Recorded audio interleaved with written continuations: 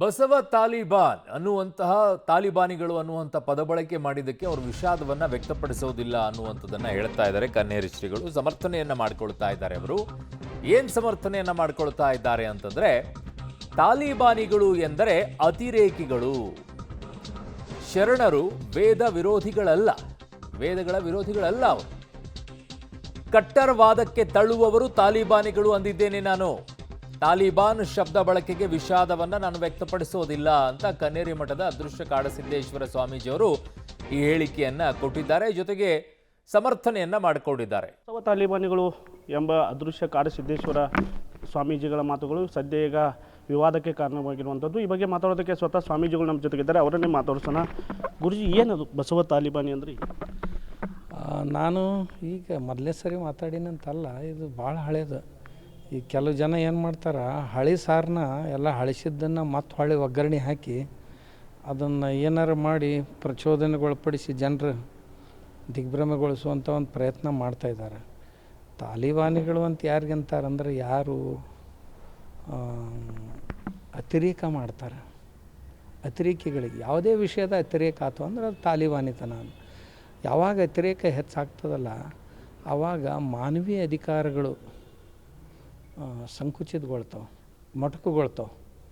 ಅದು ಆಗಬಾರ್ದು. ಬಸವಣ್ಣವ್ರ ಹೆಸರು ಹೇಳಿಕೊಂಡು ಕೆಲವು ಜನ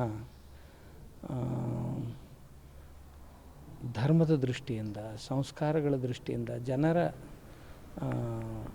ಆಚರಣೆಗಳನ್ನು ಅವನ್ನ ಕಡಿಮೆ ಮಾಡೋ ಪ್ರಯತ್ನದೊಳಗದಾರ. ಅಂದ್ರೆ ಉದಾಹರಣೆಗೆ ಈಗ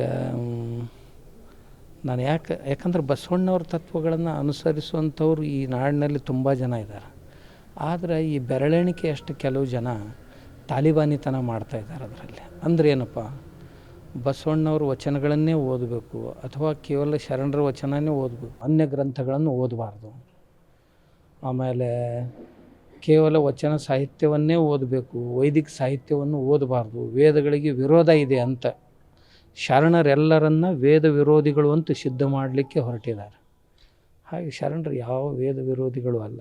ಆಮೇಲೆ ನೀವು ಬರೀ ಇಷ್ಟಲಿಂಗ ಪೂಜೆಯನ್ನು ಮಾಡಬೇಕು, ಮನೆಯೊಳಗಿನ ದೇವ್ರ ಪೂಜೆ ಮಾಡಬಾರ್ದು, ಕುಲದೇವತೆ ಪೂಜೆ ಮಾಡಬಾರ್ದು, ಗ್ರಾಮ ದೇವರಿಗೆ ಹೋಗಬಾರ್ದು, ದೇವಾಲಯಗಳಿಗೆ ಹೋಗಬಾರ್ದು. ಇದಕ್ಕೆ ತಾಲಿಬಾನಿತನ ಅಂತೀನಿ ನಾನು. ಈ ಮಾನವಾಧಿಕಾರಗಳನ್ನು ಮೊಟಕುಗೊಳಿಸುವಂಥ ಇದು. ಆ ನಂತರ ಸಂಸ್ಕಾರಗಳಲ್ಲಿಯೂ ಸಹಿತ ನೀವು ಇದನ್ನು ಮಾಡಬೇಕು, ಇದನ್ನು ಮಾಡಬಾರ್ದು.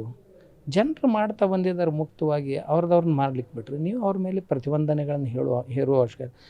ಮದುವೆ ಮಾಡೋದಾದ್ರೆ ನೀವು ಈಗ ಮಾಡಬಾರ್ದು, ಹೀಗೆ ಮಾಡಬೇಕು ಅಂದರೆ ಪಾರಂಪರಿಕ ವಿವಾಹ ಪದ್ಧತಿಯನ್ನು ಸಹಿತ, ಷೋಡಶ ಸಂಸ್ಕಾರಗಳಿಗೂ ಸಹಿತ ವಿರೋಧ ಮಾಡ್ತಾಯಿದ್ದಾರೆ. ಆಮೇಲೆ ಭಾಷೆಯಲ್ಲಿ ಬಂದು ನೀವು ಬರೀ ವಚನಗಳನ್ನು ಓದಬೇಕು, ಸಂಸ್ಕೃತ ಯಾವ ಶ್ಲೋಕಗಳನ್ನು ಬಾಯಿಂದ ಉಚ್ಚಾರ ಮಾಡಬಾರ್ದು. ಅಂದರೆ ಜನರನ್ನು ಈ ರೀತಿ ಒಂದು ಕಟ್ಟರವಾದಕ್ಕೆ ಎಳೆಯುವಂಥ ಕೆಲಸವನ್ನು ಇವ್ರು ಮಾಡ್ತಾ ಇರೋದ್ರಿಂದ ಇವ್ರಿಗೆ ನಾನು ತಾಲಿಬಾನಿಗಳಂತ ಕರೀತೀನಿ. ತಾಲಿಬಾನ್ ಏನು ಪದ ಬಳಕೆ ಇದೆ, ಅದಕ್ಕೆ ಏನಾದರೂ ವಿಷಾದ ಇದೆಯಾ? ಇಲ್ಲ, ಏನೂ ವಿಷಾದ ಇಲ್ಲ. ಅವ್ರು ಮಾಡ್ತಾ ಇರೋದೇ ಅದೇ. ಆದ್ದರಿಂದ ಮತ್ತು ಅದನ್ನು ಮಾಡೋರಿಗೆ ಮತ್ತೇನು ಅನ್ಬೇಕು? ಯಾರು ಅದನ್ನು ಮಾಡ್ತಾರೆ ಅವ್ರಿಗೆ, ಯಾರು ಮಾಡೋದಿಲ್ಲ ಅವ್ರ ಮನಸ್ಸಿಗೆ ಹಚ್ಕೋಬಾರ್ದು ಅಂದು. ಹೌದಲ್ಲ? ಆ ಕುಂಬಳಕಾಯಿ ಕಳ್ಳ ಅಂದ್ಕೊಳ್ಳಿ ಹೆಗಲು ಮುಟ್ಕೊಂಡು ನೋಡೋರು ಕಳ್ಳರಿರ್ತಾರೆ ಅಂತ ಅರ್ಥ ಅಲ್ವಾ?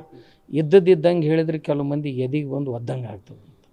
ಹಂಗೆ ಆಗ್ತಿತ್ತು ಅಂದ್ರೆ ಅದಕ್ಕೆ ಅವ್ರ ಕಾರಣರ ಹೊರತು ನಾವು ಕಾರಣರ. ಅದನ್ನು ಇನ್ನೊಂದು ಪ್ರಮುಖವಾಗಿ ಮಾತಾಡಿದ್ರಿ, ಬರ್ಮೋಡ ಹಾಕೋತಾರೆ, ಬಾರ್ಗೆ ಹೋಗ್ತಾರೆ ಸ್ವಾಮೀಜಿಗಳು ಅಂತೇಳಿ ಮಾತಾಡಿದ್ರಿ. ಅದು ಈಗ ಹೇಳಿದ್ದಲ್ಲದೆ ನಾ ಭಾಳ ದಿವಸದಿಂದ ಹೇಳಿ ನಾನು. ಕೆಲವು ಜನ ಹೀಗಿದ್ದಾರೆ, ಎಲ್ಲರಿಗೆ ಅಂತ ನಾನು ಹೇಳಿಲ್ಲ ಅದನ್ನ. ಕೆಲವು ಜನ ಹೀಗೆ ಮಾಡ್ತಾರೆ, ಹಗಲತ್ತು ಒಂದು ಡ್ರೆಸ್ ಮಾಡ್ತಾರೆ, ರಾತ್ರಿ ಒಂದು ಡ್ರೆಸ್ ಮಾಡ್ತಾರೆ, ಆಮೇಲೆ ಎಲ್ಲೆಲ್ಲಿ ಹೋಗಿ ಏನೇನು ಮಾಡ್ತಾರೆ. ಇದು ಸ್ವಾಭಾವಿಕ. ಕನ್ನೇರಿ ಮಠದ ಸ್ವಾಮೀಜಿಗಳು ಲಿಂಗಾಯತ ಮಠಾಧೀಶರನ್ನ ಟಾರ್ಗೆಟ್ ಮಾಡ್ತಾ ಇದ್ದಾರೆ.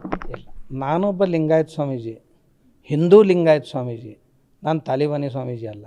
ಆಮೇಲೆ ಲಿಂಗಾಯತರನ್ನ ಯಾರನ್ನೂ ಟಾರ್ಗೆಟ್ ಮಾಡಿಲ್ಲ ನಾನು. ಲಿಂಗಾಯತರು ಏನು ಇವರೇ 4 ಜನ ಅದಾರ, ನಾವು ಲಿಂಗಾಯತರು ಭಾಳ ಜನ ಇದ್ದೀವಿ. ಇವರೊಂದು ಅಷ್ಟೇ ಒಂದು 2%, 3% ಅದಾರ. ಒಟ್ಟು ಲಿಂಗಾಯತರೊಳಗೆ ಈ ತಾಲಿಬಾನಿತನ ತೋರಿಸೋರು ಏನದಾರ ಒಂದು 3-4% ಇಲ್ಲ. ಇವರು ಅಷ್ಟೇ. ಎಲ್ಲರೂ ಊರಾಗ ಹೋದ್ರೆ ಒಂದು ಮನೆ ಸಿಗ್ತದೆ ಅಷ್ಟೇ. ಅದು ಎಲ್ಲಿ ಎಲ್ಲ ಕಡೆ ಅಲ್ಲ, ಕೆಲವೊಂದು ಕಡೆ ಅಷ್ಟೇ. ಆಮೇಲೆ ಸ್ವಾಮಿಗಳು ಸಹಿತ ಸಾವಿರ ಮಠಗಳಿವೆ, ಇವರೆಷ್ಟು ಜನ ಇದ್ದಾರೆ. ಕೆಲವೊಂದು ಶಕ್ತಿಗಳು ತಮ್ಮನ್ನೆಲ್ಲರೂ ಟಾರ್ಗೆಟ್ ಮಾಡ್ತಾ ಇದ್ದಾರೆ. ಕೆಲವೊಂದು ಶಕ್ತಿಗಳು ಅದರಲ್ಲಿ ರಾಜನೈತಿಕ ಶಕ್ತಿನೂ ಇದೆ.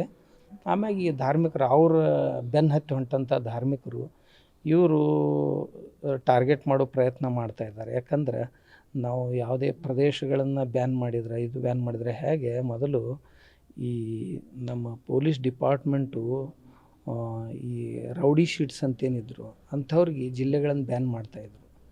ಈಗ ಆ ಕಾನೂನನ್ನು ನಮಗೆ ಅಳವಡಿಸ್ತಾ ಇದ್ದಾರೆ. ಆಮೇಲೆ ಎಲ್ಲಿ ಒಂದು ಸಾಮಾನ್ಯ ಜಗಳಗಳು ಆಗಿಲ್ಲ, ದಂಗೆಗಳಿಲ್ಲ, ದೊಂಬೆಗಳಿಲ್ಲ, ಏನೂ ಇಲ್ಲ, ಆದರೂ ಸಹಿತ ಅಲ್ಲಿ ಆ ಕಾನೂನನ್ನು ಬಳಸ್ತಾ ಇದ್ದಾರೆ. ಅದು ನೇರವಾಗಿ ಚೀಫ್ ಸೆಕ್ರೆಟರಿಯಿಂದ ಕಲೆಕ್ಟ್ರು, ಐ ಜಿಯಿಂದ ಎಸ್ ಪಿ ಅವ್ರಿಗೆ ಆರ್ಡ್ರ್ ಮಾಡೋದು. ಯಾವ ಎಸ್ ಪಿ ಅವ್ರಿಗೆ ಇದನ್ನು ಮಾಡೋ ಇಚ್ಛೆ ಇಲ್ಲ. ಅವರು ಸ್ಪಷ್ಟವಾಗಿ ಹೇಳ್ತಾ ಇದ್ದಾರೆ, ಅಂಥ ಯಾವ ಇನ್ಸಿಡೆಂಟ್ ಇಲ್ಲಿ ಆಗಿಲ್ಲ, ದಯವಿಟ್ಟು ಇದನ್ನ ಯಾಕೆ ಹೇಳ್ತಾರೆ. ಇದನ್ನು ಮುಖ್ಯಮಂತ್ರಿಗಳು ಮತ್ತು ಎಂ ಬಿ ಪಾಟೀಲ್ರು ಇಬ್ಬರು ಕೂಡ ಮುಖ್ಯಮಂತ್ರಿಗಳಿಗೆ ಈ ಲಿಂಗಾಯತ್ ಸಮಾಜವನ್ನು ಒಡಿಬೇಕಾಗಿದೆ. ಮುಖ್ಯಮಂತ್ರಿಗಳಿಗೆ ಮುಖ್ಯವಾಗಿ ಈ ಭೇದ ಮಾಡಿ ಈ ಕಾಂತರಾಜ ಆಯೋಗದಲ್ಲಿ ಅತಿ ದೊಡ್ಡ ಸಮಾಜ ಇತ್ತು ಮೊದಲು.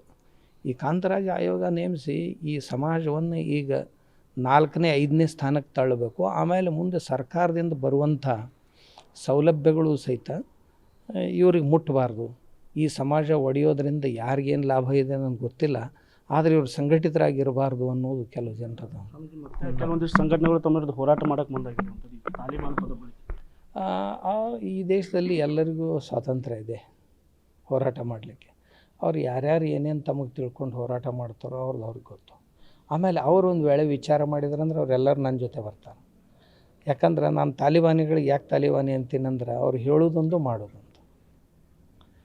ಅವರು ಹೇಳ್ತಾರೆ ಆಚಾರ, ತಿಂತಾರೆ ಬದ್ನಿಕಾಯಿ. ನಾನು ಹೇಳೋದು ದಯವಿಟ್ಟು ಧಾರ್ಮಿಕ ಕ್ಷೇತ್ರದಲ್ಲಿ ಹಿಂಗೆ ಮಾಡಬೇಡ್ರಿ, ಇದನ್ನು ಮಾಡ್ಲಿಕ್ಕೆ ಹೋಗ್ಬೇಡ್ರಿ. ಬಸವಣ್ಣವರು ನುಡಿದಂತೆ ನಡೆಯುವವರು. ನಮ್ಮ ಪ್ರಕಾರ ಬಸವ ತತ್ವದ ಜೊತೆಗೆ ಹಿಂದುತ್ವವನ್ನು ಒಪ್ಕೋಬೇಕು. ಹೌದು, ಬಸವ ತತ್ವ ಹಿಂದುತ್ವವನ್ನು ಬಿಟ್ಟಿಲ್ಲ. ಬಸವಣ್ಣವ್ರು ಎಲ್ಲಿ ನಾನು ಸ್ವತಂತ್ರವಾಗಿ ಏನಾದರೂ ಮಾಡ್ತೀನಿ ಅಂತ ಒಂದು ವಚನದಲ್ಲಿಯೂ ಸಹಿತ ಹೇಳಿಲ್ಲ. ಆದರೆ ಆ ಬಸವಣ್ಣವರು ಒಂದು 3-4 ವಚನಗಳನ್ನು ತಗೊಂಡು ಅವರನ್ನು ಹಿಂದೂ ಧರ್ಮದಿಂದ ಬೇರ್ಪಡಿಸುವಂಥ ಹುನ್ನಾರ ಇವ್ರದ್ದು, ಈ ತಾಲಿಬಾನಿಗಳದು. ಆದ್ದರಿಂದ ದಯವಿಟ್ಟು ಅವ್ರು ಹಾಗೆ ಮಾಡಬಾರ್ದು ಅಂತ. ಯಾಕಂದ್ರೆ ಜಗತ್ತಿನಲ್ಲಿ ಇರೋದು ಇದು ಒಂದೇ ಧರ್ಮ, ನಮ್ಮದು ಹಿಂದೂ ಧರ್ಮ. ಯಾಕಂದರೆ ಇದು ಬೇರೆ ಬೇರೆ ದೇಶಗಳಲ್ಲಿ ಎಲ್ಲೂ ಇಲ್ಲ. ಒಂದು ವೇಳೆ ಇದನ್ನು ಕ್ಷೀಣಗೊಳಿಸಿದ್ರು ಅಂತಂದ್ರೆ ನಾವು ಬೇರೆ ಕಡೆ ಹೋಗ್ಲಿಕ್ಕೆ ದಾರಿ ಇಲ್ಲ. ಒಂದು ವೇಳೆ ಈ ರೀತಿಯಾಗಿ ಹಿಂದೂ ಧರ್ಮವನ್ನು ಸಣ್ಣ ಸಣ್ಣ ಸಣ್ಣ ತುಣುಕು ಮಾಡ್ತಾ ಹೋದ್ರಂದ್ರೆ ನಾವು ಒಂದು ದಿವಸ ಅಲ್ಪಸಂಖ್ಯಾತರಾಗ್ತೀವಿ ಈ ದೇಶದೊಳಗೆ. ನಾವು ಅಲ್ಪಸಂಖ್ಯಾತರಾದೀವಿ ಅಂತಂದ್ರೆ ಆವಾಗ ನಾವು ಈ ದೇಶದಲ್ಲಿ ಬದುಕೋದು ಕಷ್ಟ ಆಗ್ತದೆ. ಇದಿಷ್ಟು ಕನ್ನೇರಿ ಶ್ರೀ ಅವರ ಮಾತುಗಳು. ಕ್ಯಾಮ್ರಾಮನ್ ಸಚಿನ್ ಜೊತೆ ಚೇತನ್, ಪಬ್ಲಿಕ್ ಟಿವಿ, ಚಿಕ್ಕೋಡಿ.